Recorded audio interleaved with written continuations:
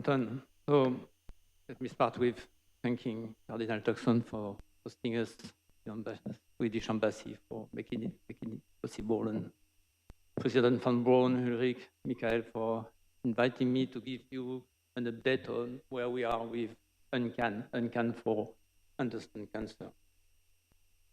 So you are probably aware that UNCAN is one of the 13 recommendations of the Mission on Cancer and one also of the 10 flagships of the Europe's Beating Cancer Plan. I am speaking under control of Elizabeth, and that was in the mission board from the beginning.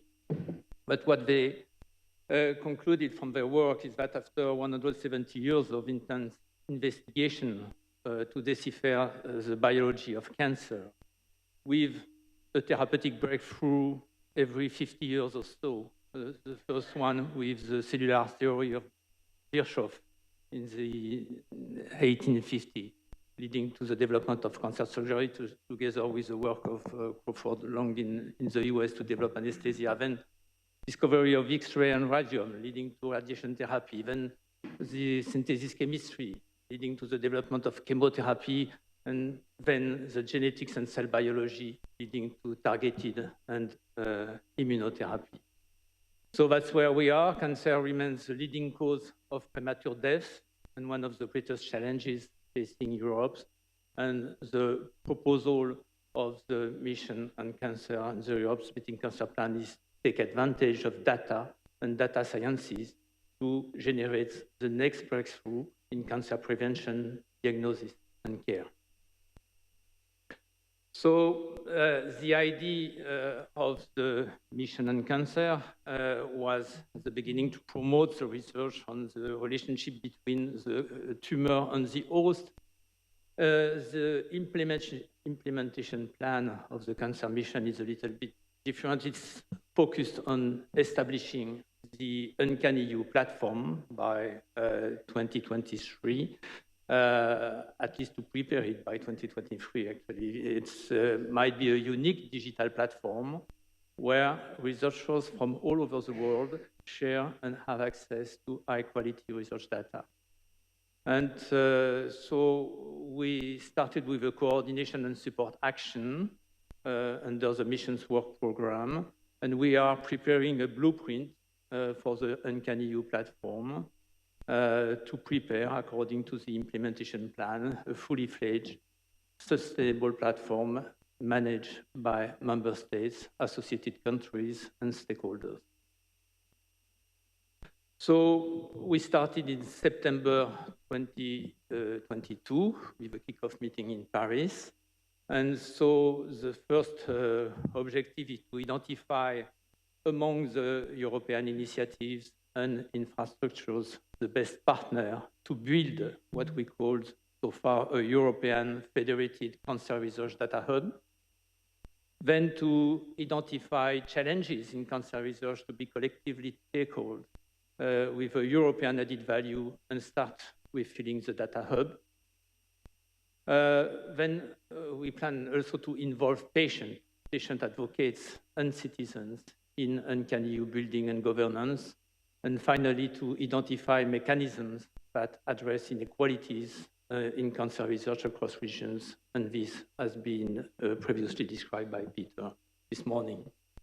So at the end, we will deliver a blueprint at the end of November this year for what UNCAN EU could be. So we have a consortium with 20 member states. We receive a funding of 3 million euros to prepare for this CSA. We have 15 months to prepare the blueprint. And so we have many advisory partners and consultation partners. One of them has been mentioned yesterday by Edith Heard with EMBL. So what we plan is to create this federated cancer research data hub, to fill it with research use cases, to involve patient advocates and European citizens in the process, and to propose solutions to reduce inequities between member states. The organization is led by INSERM in France, leading the Work Package 1. We have a work package dedicated to the delineation of essential medical and scientific challenges with 4 large intervention areas. What we have in mind is that we need these use cases at the beginning for many reasons, to work in a kind of bottom-up approach with the cancer researchers in Europe. Another reason for that is that we need to build this database step by step by implementing data that will be collected or generated along these use cases. We need also a legal frame to collect this data, and this is the reason why we need these use cases, but will be complementary in our mind of what is done by Cancer Research UK with the Grand Challenge by the Moonshot program in the US. We plan to delineate use cases in different fields: cancer prevention, early diagnosis, sensitivity and resistance, and survivorship, and have a focus on pediatric cancers and the link between cancer and aging. The work package 3, headed by Michael Boutros, who is here, is mapping existing area of expertise across European countries to tackle the challenge and create and operate the Federated Cancer Research Data Hub. Then we are working with ECPC and with CCI Europe to involve the patient advocates and citizens in the process. So they are leading the work package 4, in charge also of the communication process. Then we have a work package 5 headed by Italia together with TKFZ to generate a governance model to promote the commitment of multiple stakeholders in the process. And finally, Peter has introduced to you this morning the work package 6 dedicated to reducing inequalities across member states in cancer research. So the model we have now in mind, and this is an ongoing process, so a work in progress, but what we think is we need to start with these use cases that will be defined by researchers along 2 workshops that are planned in the coming months. These use cases, again, will be used to collect and generate initial data and to implement the rules, including the legal frame for collecting this data and generating this data hub step by step.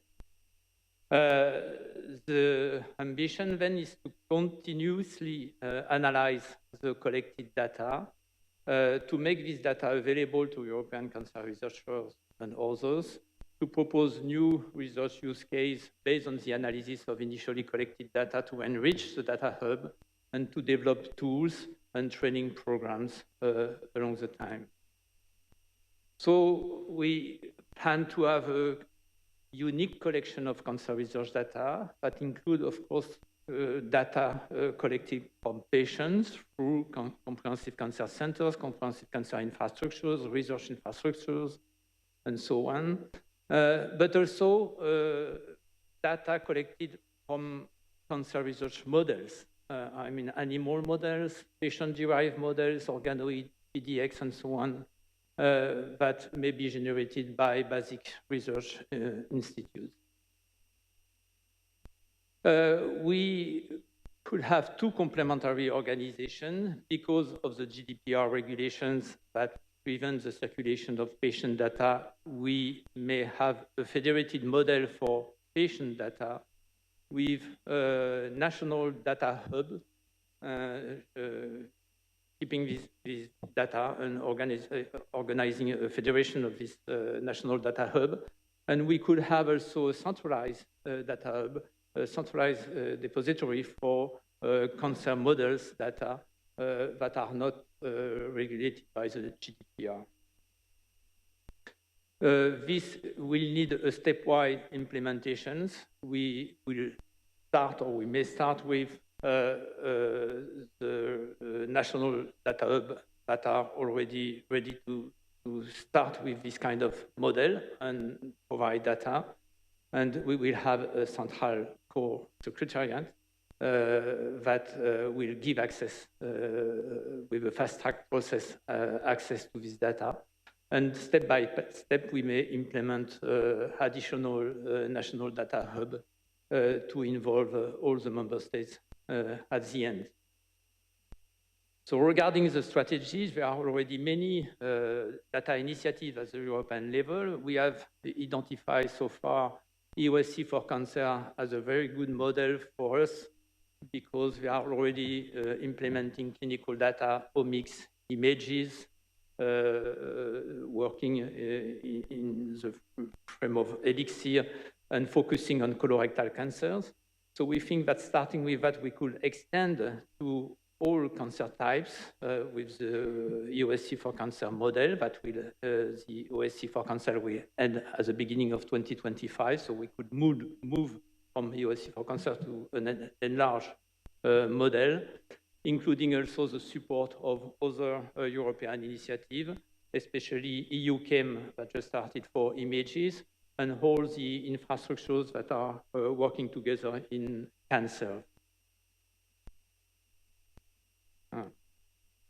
So if we look at the 7 coming years, what we will, for UNCAN EU, the CSA will deliver a blueprint at the end of this year. Then we will have to start, and the starting point would be to initiate some of the use case we will define to start collecting and generating data that could enter the European Federated Cancer Research Database, and then we could start implementing this database. We think that we will move from EOSC for cancer to the European Federative Cancer Research Database, including other European initiatives in the process. And we propose also to set up a scientific board with this UNCAN EU initiative that could follow the work currently done by the mission board that is planned to work, if I remember well, until 2027. So the governance that we have in mind, but again, it's a work in progress, that we will need a General Assembly, will hold the stakeholders to define the sustainability of the process, with a board of directors. Again, a very important strategic scientific board, as mentioned yesterday by Michael, that might be something like the ERC, using the ERC model to build this scientific board. Then we will have a core secretariat with a technical part that could be dedicated, for example, to an infrastructure like Elixir to deal with data archives, data curation, data processing. And we will have also to manage the UNCAN EU with the data access, the legal and ethical aspects of the access to data, an equality board, as mentioned this morning by Peter, a training department, and a communication and dissemination box in this governance model. Regarding the role of private partners, we think they might not be part of the General Assembly at the beginning, but we need to work with the private partners. It has been mentioned several times during these 2 days. And to do that, we think that we could have a third party addressing the interaction between private partner and General Assembly, a third party that could also help to reduce inequalities between member states in the generation and use of data. So what we plan now is to have next week a meeting in Heidelberg to work in more detail on the European Federated Cancer Research Data Hub, and maybe find a more simple name for this organization. Then we will have meetings to define the use cases in Barcelona and Roma, meeting in Brussels to include other infrastructures in the process. And again, the blueprint will be delivered at the end of November 2023. And with that, I would like to thank you for your attention.